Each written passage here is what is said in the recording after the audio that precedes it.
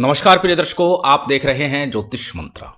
प्रिय दर्शकों, आज श्री हनुमान जी महाराज का एक ऐसे विशेष मंत्र की चर्चा है जो निश्चित तौर पर आपके लिए एक रामबाण औषधि के रूप में प्रयोग होता है। और प्रयोग भी किस प्रकार से, यदि आप अर्श बवासीर से पीड़ित हैं। आजकल ये समस्या बहुतायत में देखने को मिल रही है, क्योंकि लंबे समय तक व्यक्ति बैठक में रहता है और इससे भी ये समस्या बन जाती है। दोनों प्रकार की बवासीर के लिए, अर्श के लिए ये प्रयोग, ये मंत्र निश्चित तौर पर आपके लिए रामबाण साबित होगा। अनेकों बार परीक्षित है, सफल हुआ है और निश्चित ही ये कार्य करता है। और आज उसी मंत्र प्रयोग की चर्चा है कि किस प्रकार से इस मंत्र का प्रयोग करना है। क्योंकि अनेकों वीडियो में मैं बताता हूं कि मंत्र का प्रयोग, क्योंकि मंत्र को सिद्ध तो हम कर लेते हैं, लेकिन उसका प्रयोग किस प्रकार किया जाए यह भी बहुत मायने रखता है। और आज चर्चा यही है कि ये मंत्र हम सिद्ध करें, उसके बाद इसका प्रयोग किस प्रकार करेंगे। तो चलिए अधिक विलंब न करते हुए जान लेते हैं किस प्रकार से इस मंत्र का प्रयोग करना है, किस प्रकार से इसका सिद्धि विधान करना है। तो सर्वप्रथम हमेशा की तरह बात कर लेते हैं साधना में प्रयोग होने वाली सामग्री की। लंबे समय की ये कोई साधना नहीं है, एक ही दिन इस मंत्र को सिद्ध करना है। और जब सिद्ध करेंगे तो उसके लिए कुछ सामग्री की आवश्यकता होगी। जैसे कि अक्सर बोलता हूं, जब भी किसी प्रयोग को करें, जब भी किसी साधना को करें, मंत्र को करें, तो उस देवी देवता के निमित्त, जिसके निमित्त आप मंत्र करने जा रहे हैं, प्रयोग करने जा रहे हैं, उसके मंदिर चले जाइए और वहां जाकर कुछ भेंट सामग्री, पुष्प, फल फूल, नैवेद्य इत्यादि अर्पित कीजिए, निवेदन कीजिए, प्रार्थना कीजिए अपने कार्य की सिद्धि के लिए, मनोरथ की सिद्धि के लिए, कामना की सिद्धि के लिए, कि जिस कार्य के लिए आप ये प्रयोग करना चाह रहे हैं वह सफल हो, सिद्ध हो, पूर्ण हो। तो इसमें भी ऐसा ही करना है। 5 लड्डू, 1 जायफल, 1 रुपये का सिक्का, 1 जनेऊ, 1 घी का दीपक। और इसके अतिरिक्त जो भी आप ले जाना चाहें वो सामग्री श्री हनुमान जी महाराज के मंदिर में लेकर के जाइए। कब लेकर के जानी है? मंगलवार या शनिवार, किसी दिन भी जा सकते हैं। श्रेष्ठतम होगा जिस दिन प्रयोग करें उस दिन जाए, जब भी समय लगे तब चले जाइए। परंतु इस बात का विशेष ध्यान रखिएगा कि जब हम मंत्र को सिद्ध करेंगे उस समय सिद्धि योग हो। तो उस मंत्र को सिद्ध करने का समय यदि प्रातःकाल है तो पहले मंदिर जाइएगा और फिर मंत्र को सिद्ध कीजिएगा। संध्या काल हो तो प्रातःकाल मंदिर चले जाइए और संध्या काल में मंत्र को सिद्ध कर लीजिए। करना क्या है? मंदिर में जाकर के ये भेंट सामग्री अर्पित कीजिए, दीपक प्रज्वलित कीजिए, क्षमा प्रार्थना निवेदन करते हुए अपनी बीमारी से छुटकारा पाने हेतु, निजात पाने हेतु निवेदन प्रार्थना करनी है और फिर घर आ जाना है। अब अपने समक्ष किसी चौकी अथवा पट्टे के ऊपर उत्तर मुख होकर के श्री हनुमान जी महाराज का या राम दरबार का चित्र स्थापित कर लीजिए। साथ ही भगवान शंकर का चित्र स्थापित कीजिए। घी अथवा तेल का एक दीपक प्रज्वलित कर लीजिए।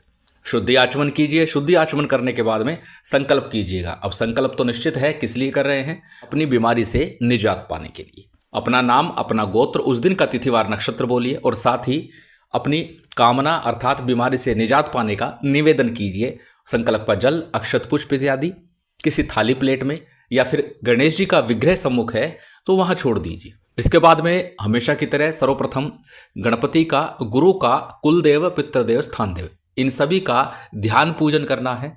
जो सामग्री है, जितनी सामग्री है, जरूरी नहीं है हमें बहुत अधिक सामग्री लेकर के बैठनी है। सामान्य सी पूजन सामग्री जिसमें अक्षत, पुष्प, धूप, दीप, नैवेद्य के तौर पर गुड़ हो, मिश्री हो या फिर चूरमा बना सकते हैं तो चूरमे का सामान्य सा पूजन करना है। पंचदेवों के पूजन के बाद में श्री हनुमान जी महाराज का, राम जी का पूजन कीजिए, सीता जी का पूजन कीजिए। राम दरबार का चित्र है, सभी का पूजन आपने संपन्न किया। साथ ही शंकर भगवान का पूजन करना है, भैरव जी का पूजन करना है। जब सभी देवी देवताओं का सामान्य पंचोपचार रीति से आप पूजन संपन्न कर ले, उसके बाद में एक माला आपको गणेश मंत्र की करनी है। ओम गंग गणपति नमः या ओम गणेशाय नमः, दोनों में से जो मंत्र आप सुविधा से बोल सके, सरलता से बोल सके, उस मंत्र का एक माला का जप करना है। इसके बाद में एक माला गुरु मंत्र की करनी है। अब यदि गुरु नहीं है, उस परिप्रेक्ष्य में अक्सर बताता हूं कि भगवान शिव के पंचाक्षरी मंत्र का जप कर सकते हैं। गुरु गोरखनाथ जी के मंत्र ओम गुरु गोरक्षनाथाय नमः, इस मंत्र का जप कर सकते हैं यदि साबर मंत्र की साधना कर रहे हैं। या फिर हमारे गुरुदेव द्वारा दिया गया मंत्र ओम परम तत्वाय नारायणाय गुरुभ्यो नमः, इस मंत्र का जप कर सकते हैं। गणेश मंत्र, गुरु मंत्र का जप कीजिए। और उसके बाद में आज का मंत्र है साबर मंत्र। तो साबर मंत्रों की चर्चा हो तो साबर सिद्धि मंत्र का जप भी अवश्य ही 11 बार कर लेना चाहिए। 11 बार करें, 21 बार करें या माला करें, वो आप पर निर्भर है, परंतु कम से कम भी 11 बार अवश्य करें। साबर सिद्धि मंत्र पुनः आपकी स्क्रीन पर है, एक बार बोल करके बता देता हूं। गुरु सठ गुरु है वीर, गुरु साहब सुमरी बड़ी भात, सिंगी टोरो बन कहू, मन नाऊ करतार, सकल गुरु की हर भजे, घट्टा पकर उठ जाग, चेत संभार श्री परमहंस। सरल सा ये साबर सिद्धि मंत्र है। अनेक बार इस मंत्र की चर्चा हो चुकी है और प्रत्येक साबर मंत्र की साधना में इसका जप अवश्य करना चाहिए। और उसके बाद जब हम गणेश मंत्र, गुरु मंत्र, साबर सिद्धि मंत्र का जप पूर्ण कर लेंगे तो आज का जो मूल मंत्र है इसका जप करना है। अब कितना जप करना है? जैसे कि बताया, किसी सिद्ध योग मुहूर्त में हो, ग्रहण काल हो, दीपावली हो, होली हो, नवरात्रि का समय हो, या कोई भी सिद्ध योग मुहूर्त हो, आगे अक्षय तृतीया आ रही है उसमें कर सकते हैं। कोई भी सिद्ध काल हो, पर्व काल हो, उसमें इस मंत्र का यथाशक्ति जप करना है, जितना संभव हो सके, जितना अधिक हो सके।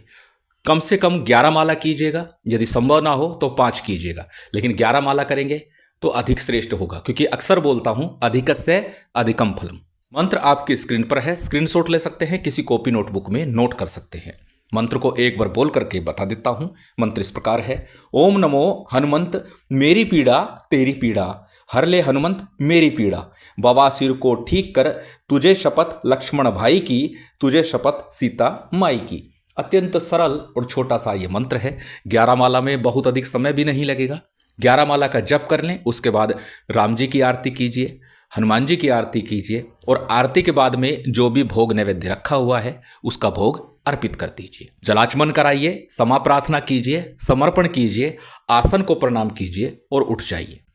इस प्रकार ये मंत्र आपका पूर्णतः चैतन्य हो जाता है, सिद्ध हो जाता है, और आप इसका प्रयोग बड़ी सरलता से कर सकते हैं, और साथ ही ये प्रयोग कारगर भी होगा।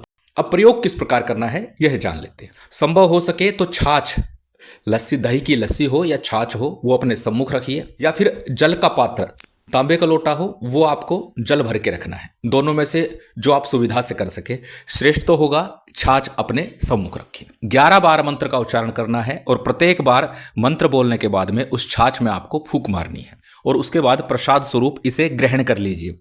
और इस प्रकार नित्य प्रति आपको करना है, चाहे तो जल लीजिए, चाहे छाछ लीजिए। जिस दिन मंत्र को सिद्ध करेंगे उस दिन भी करना है, और अन्य दिनों में भी इस प्रयोग को करते जाना है।